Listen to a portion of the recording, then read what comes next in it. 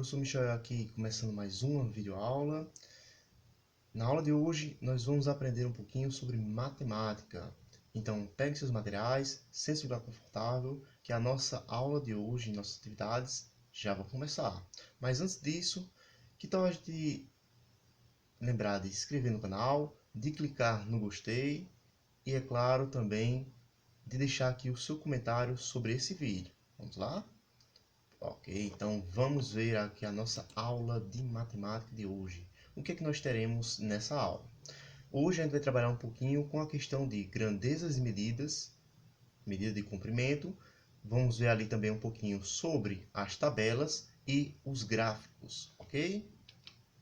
Vamos lá. Primeiramente, o que é que são grandezas e medidas? Vamos ver?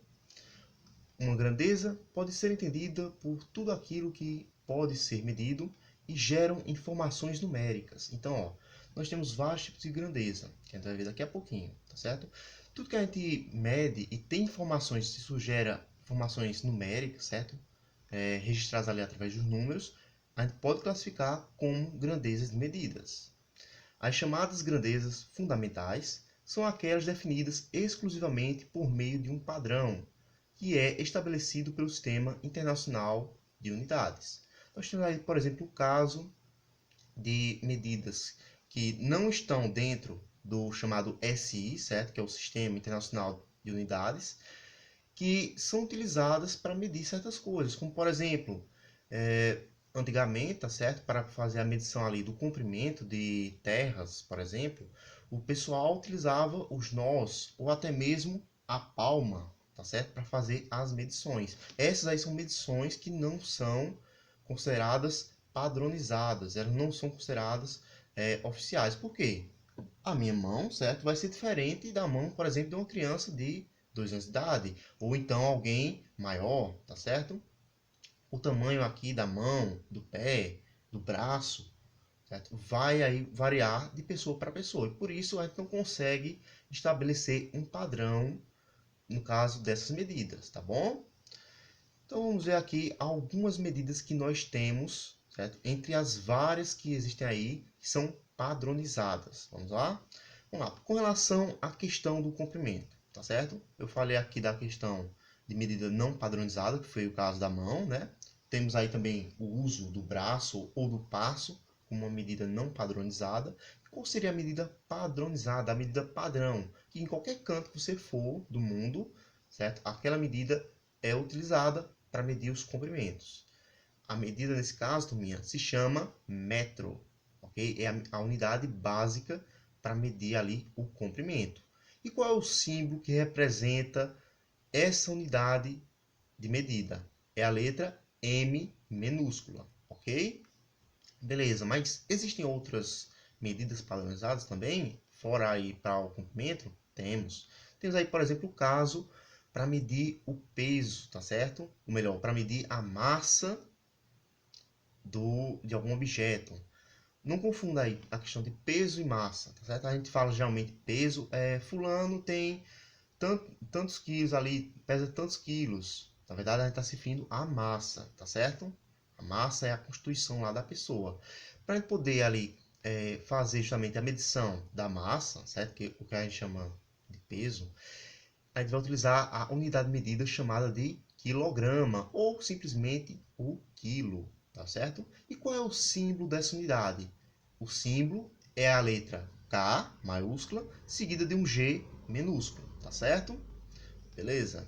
E nós ainda temos a questão da medida dos tempos, né? O tempo lá, ó, que a gente já viu em aulas passadas, tá certo? A medida básica ali, ó, a unidade básica de medida vai ser o segundo, tá certo? E a gente vai representar pelo S minúsculo, ok?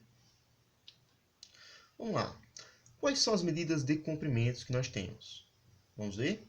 Mas antes disso aqui, a gente vai ver aqui um pouquinho de informação com relação à transformação dela, tá? Vamos lá. Para transformar uma unidade de medida de uma casa para outra, é simples. Cada grandeza de medida tem sua unidade base. Exemplo, para medir o comprimento, nossa unidade será o metro, representado pela letra M minúscula. As casas que estão à esquerda são múltiplos do metro. Já as casas à direita, elas são os submúltiplos, tá certo? Do metro. No caso aí, elas seriam como frações do metro. Um exemplo, vamos ver aqui com relação tanto os que estão à esquerda, tá certo? Os que são os múltiplos ali do metro, quanto os que são à direita. Os que estão ali depois do metro. Na nossa faixinha aqui, eu vou colocar a imagem desse vídeo para vocês poderem ver, tá certo?